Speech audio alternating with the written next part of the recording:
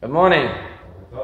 Tell a story in Russia. There was once this teacher took the kids to the park, a kindergarten class, and she was trying to indoctrinate the kids that there's no God. So she said to the kids, do you see the beautiful trees? And the kids said, yeah. So, well, that means that the trees exist.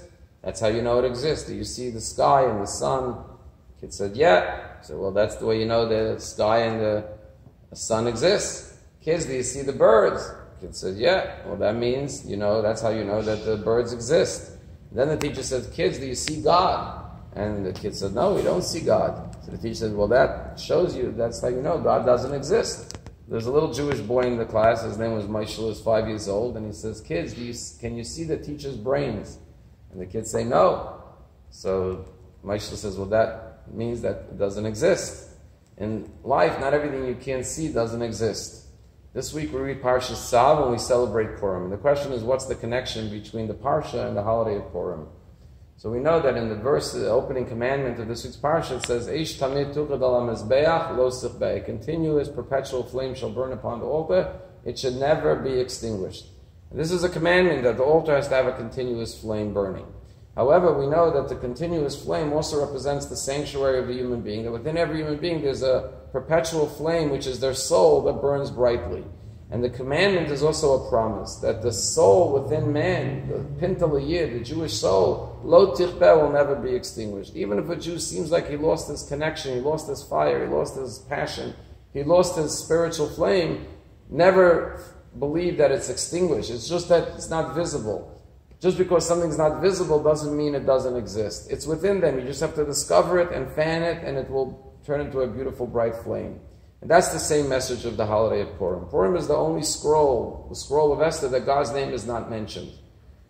However, the name of the book is Megillat Esther, the scroll of Esther, which also means Megillat Esther, to reveal that which is hidden. The story of Purim reveals God's hand in this world, even when it's not visible, when it's not seen. That we see the miracles of Purim occurring, we know it's God who's working behind the scenes.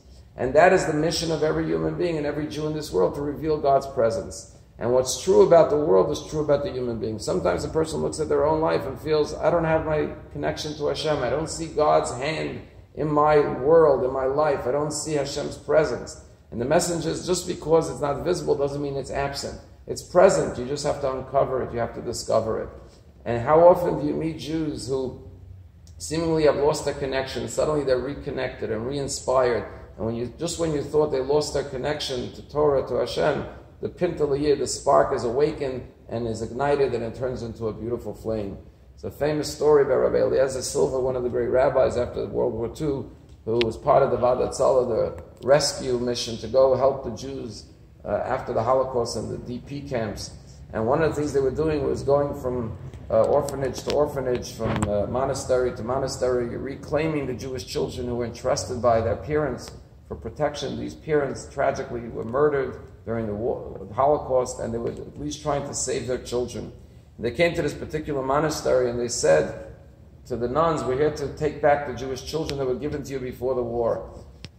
And the nun said, we don't have any Jewish children. He says, are you sure? I heard there were Jewish children placed in your care. And they denied it. They said, we don't have any Jewish children. Rabbi Eliezer Silva said, can I come back at bedtime? And they said, you're welcome to. And he returned during the bedtime hour, and when all the kids were in bed, he stood up in the middle of the room, put his hands on his eyes, and started to cry, Shema Yisrael, Hashem Elokeinu, Hashem Echad. And he started to sing the Shema, and suddenly little children from their beds, 6, 7 years old, started to sing along, and they started to cry, Mama, Tata, and they remembered the Shema that they sang with their parents. Sometimes it could remain dormant for many, many years, but that spark of Judaism is always within every Jew. And it just has to be awakened and revealed. And that's the message of Purim and the promise of the Parsha. The flame will never be extinguished within the individual Jew and within the collective Jewish people. It's never the same when you talk to the wall.